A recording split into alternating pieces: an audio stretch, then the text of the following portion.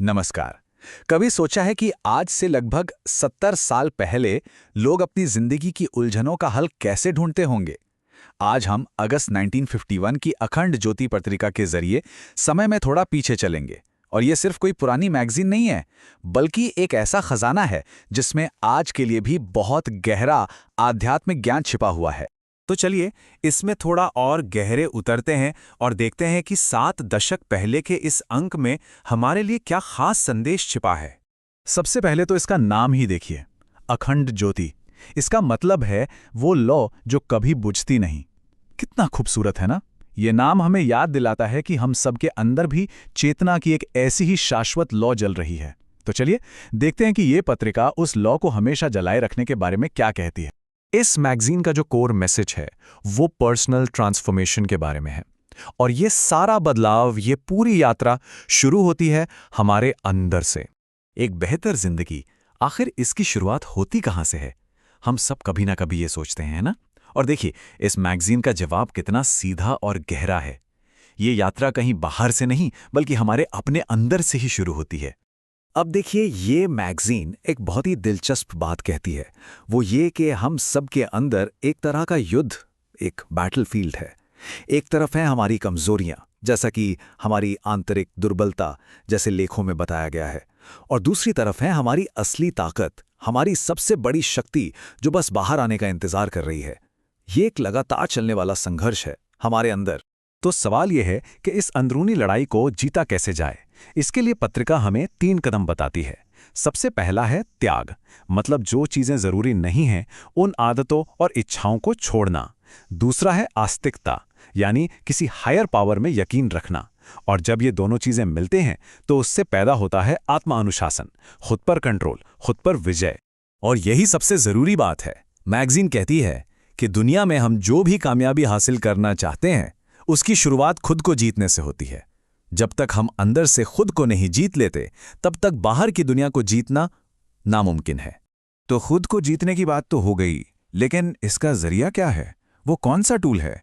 चलिए अब उस प्रैक्टिस की बात करते हैं जिसे इस मैगजीन में इनर स्ट्रेंथ को अनलॉक करने की चाबी बताया गया है। तो ये चाबी है गायत्री साधना।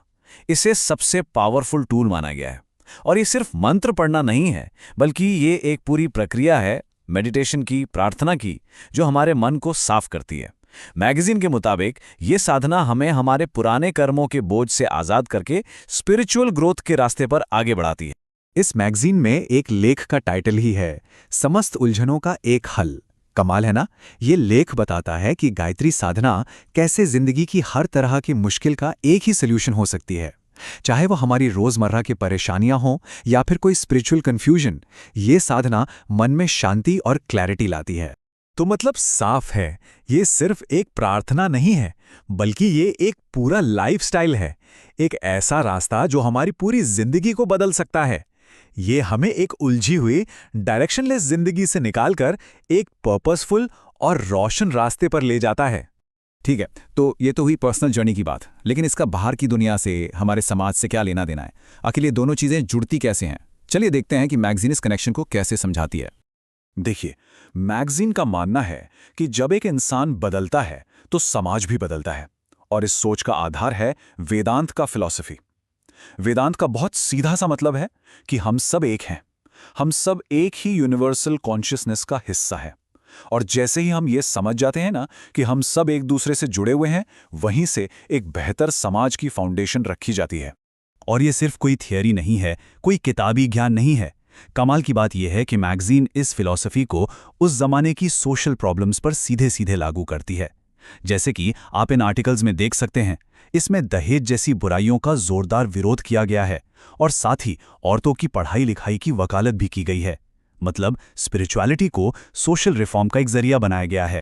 तो संदेश बिल्कुल साफ है, समाज में सच्चा बदलाव तब तक नहीं आ सकता जब तक हर व्यक्ति अपने अंदर आध्यात्मिक और नैतिक तौर पर विकास नहीं करता।